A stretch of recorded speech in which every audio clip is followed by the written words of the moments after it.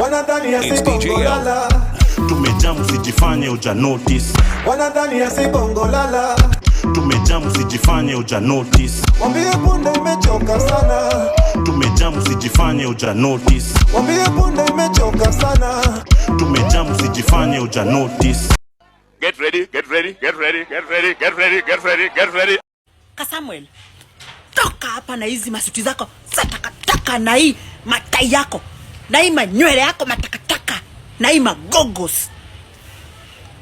You better than anyone else should know that BBC do not recognize, no tolerate betrayals like yourself.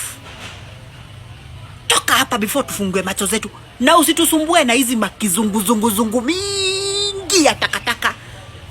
You are the biggest betrayer who ever existed in this country. Toka hapa. Tukifunga tu hivi macho tufungue.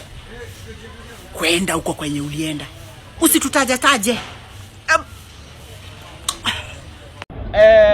Jesus died for us all. No one is supposed to die for another person.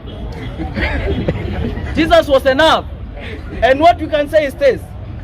And I concur so much with BBC because it didn't acknowledge sellouts like Mcoure. Kuna pale nimeona kuna mbunge amesema Uhuru alilipa BBC 40 billion ndio wakuje expose William Samoei Ruto vile aliwa watu kwa parliament. Wale watu hawajui ugomvi ya serikali na BBC ilitokea wakati hii serikali yenye saa hii inaongozwa na mnota madman iliteka nyara mtangazaji wa BBC. Hapo ndio shida ilianzia. Kuna mtangazaji wa BBC, journalist wa BBC alitekwa nyara hapa Nairobi. Sasa hiyo ndio kitu ilikasirisha watu wa BBC. Wakasema sasa lazima na wao wachome nyumba. Hakuna mtu amelipa, hakuna mtu amepewa do, hakuna nini. Wale watu wako kazi yao ni machungu juu mmoja wao alitekwa nyara. Sasa hata hiyo si kitu nilikuwa nataka kusema. Kitu yenye imenifurahisha ama kitu imeniuma sana. Saizi hata hawa watu wenye wako broad based government wakiongozwa na Raila Amolo Odinga the conman, akina Ali Hassan Joho, Mutai Kagwe, akina Mbadi, akina Sijui Opio Wandai. Saizi hata mkikalizo viti zenu kwa hizo ofisi mkituambia vile nyinyi ma CS, at least for now tunajua kuna watu waliuawa. Kuna watu waliuawa wakitetea hii nchi, lakini nyinyi mko very shameless. Hata despite hao watu wote kuuawa na kupigwa marisasi hapo kwa bunge, nyinyi mlienda mkapewa hizo viti na mkakalia. Sasa hivi mmefurahia, mnasema mko kazi gani wakati watu waliuawa? Mimi nitakwambia hivi, I'm not a madman.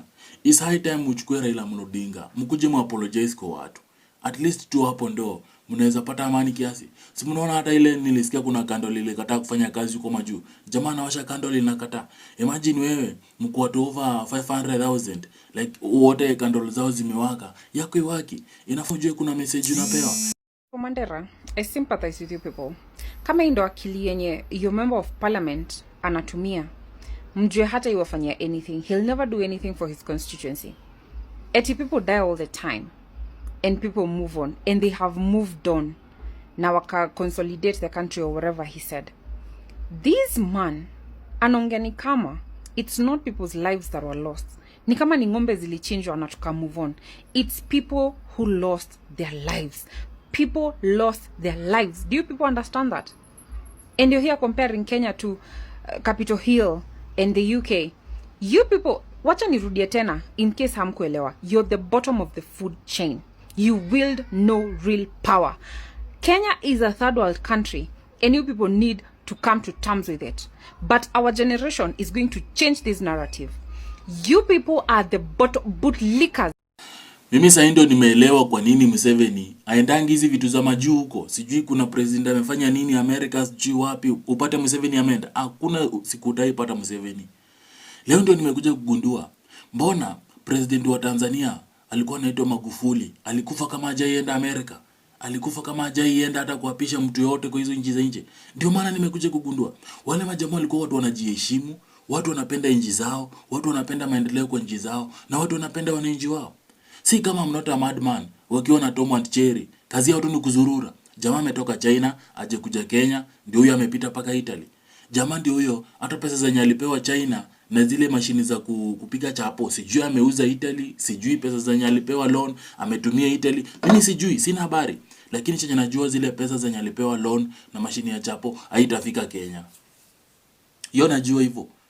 Watu wa Nairobi mlikuwa mnangojea mashine ya kupika chapo na mchele yenye walipewa China. Hiyo haitafika. Hiyo mchele ilipikwa huko nini? Hiyo mchele lazima ilipikwa huko Italy. Watu wakakula. Mimi nataka kusema hivi. Inafaa tushukuru President Museveni kwa kujiheshimu. Inafaa tushukuru President Pombe John Magufuli kwa kujiheshimu. Aibu zingine unajua, mtu mwenyewe anajiletea. Ama jamaa anakaa kama wako kwa line ya Super Metro. Ama jamaa anakaa kama wamepanga line wanataka kwenda kwa choo za Kanjo. Mudavadi yako njaa hata ni kama hata ajielewi yako wapi. Cheki majamaa leo wamezuba. Sasa surely, hii ni tabia gani? President wa nchi mzima. Hii ni picha gani una paint huko internationally kuhusu Kenya? Unatuaibisha bana, I'm not a madman, unatuaibisha. Sawa Ipoa, you've completed your probe into 22 out of the many murders that happened on June 25th. Out of those 22 zenye mshamalizana nazo, ni watu wangapi wako jela? How many people are in handcuffs? How many people are in court? All we want to know ni, out of those 22, hawa watu waliuliwa na nani? Who killed people's children? That is all we want to know. We want numbers. We want faces. We want accountability. Nothing else. That's all we want. What kind of inhumanity is this? What level of madness is this? Kalma, we call you to visit Mr. Kororia soon. Soon than sooner. Utakafil manze. These are the 5 African presidents so corrupt they make your shady uncle look like a saint. Let's count down from 5 to 1. Museveni's been president since the Walkman was cool. Vote rigging, check. Family running everything, double check. Uganda's youth are like, bruh, share the wealth. Biya's ruled since 82, living like a king while Cameroon's roads crumble. His bank account's fatter than a hippo after a buffet. Obiang's family swims in oil cash, while 70% of citizens eat dirt. Lifetime Corruption Award? Nailed it. Tinubu's crew allegedly siphons oil money faster than you can say fuel hike. Nigeria's like, where's our change? Ruto's finance bill sparked riots, and 40,000 Kenyans voted him corruption king. He's shielding pals while funds vanish. Talk about a shady MVP. Like, subscribe and tell us who's the shadiest. A Ugandan politician is getting roasted because after getting cancer and treatment in Germany for 6 months, he built a church in Uganda, not a hospital. This is how he explains it. In November 2022, I was diagnosed with cancer of the throat. And I underwent chemo and radiotherapy. And I stayed in Germany for 6 months. And I recovered.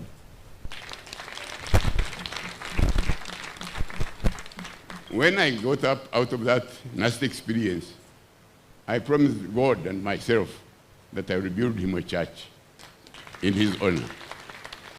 And we understand, Mr. Speaker, even in media, that the BBC is funded by taxpayers' money in Britain, meaning that BBC is funded to push the foreign agenda of the British people internationally, Mr. Speaker.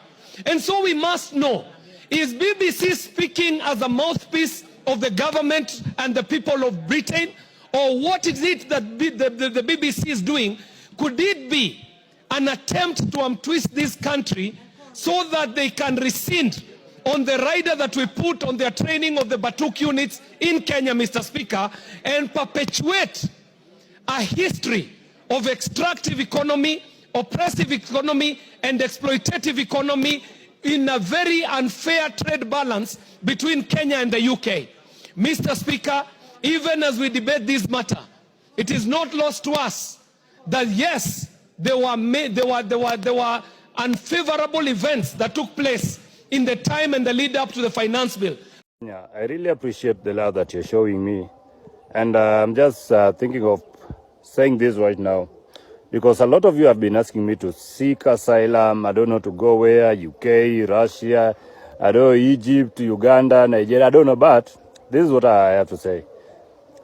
Mimi, I don't know if I did anything wrong, but I just used my voice to narrate the side of story, actually to say what I saw, what happened. It's like narration, narrating a book. I just narrated what I saw. So should the government come after me? I don't know, because the video is doing well. It's almost, I think it's 3 million right now in 1 day, of which is good. But this is what I want to say. I personally, I don't see myself like I did anything wrong. I just wanted to put my side of the story, because when BBC reached out, they asked if I could tell the side of the story of what happened, and I did. Which you all see, I just narrated what happened. And now that some videos are coming out of me during the demonstration, or nikikuwa harassed by the police and everything, that just show what was happening. That's just like an addition to what really happened on 25th of June. And those video of those photos and everything, I'm just grateful because I myself have sikuwa nimeziona. But right now, I just want to say thank you for every support that you've given me and that you're continuing to give me. So as time goes, we are going to see what we can do and how we can make sure that the documentary reaches the bigger audience. Because honestly, me kwanza nauzanga samaki, I'm not that rich of a person. And mnaniambia niende UK or wherever. I'm not a rich person. I'm from Kibra, but right now siko Kibra. I'm in my own location. Yo, guys, I hope you hear that. Kiongozi wa Kenya Kwanza ni nani? Ni Ruto. Kwa hivyo shetani katika hii Kenya ni nani? Ni Ruto. Na ueleze mpaka mjilani yako, ueleze mtoto wako, ueleze mtuku wako aelewe kwamba shetani wa Kenya ni nani? Ni Ruto. Kwa hivyo kila siku asubuhi ukiamka unasema shindwe.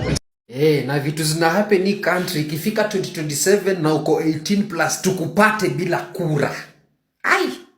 Utatuambia unaishi wapi? Utatuambia unataka nani apeleke Ruto nyumbani? Huyu Ruto mumwambie tumechoka naye. Kama inatakana tubadilishe katiba ni kupunguza miaka ya Ruto, sio kuongeza atifike 7. We cannot wait to get an opportunity kutuma huyu mtu nyumbani kwa sababu kazi imemshinda. Ruto tunataka kwanza kupunguza term yake.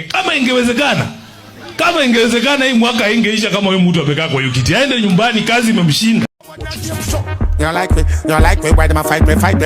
You like me, chewing a bone, a bite.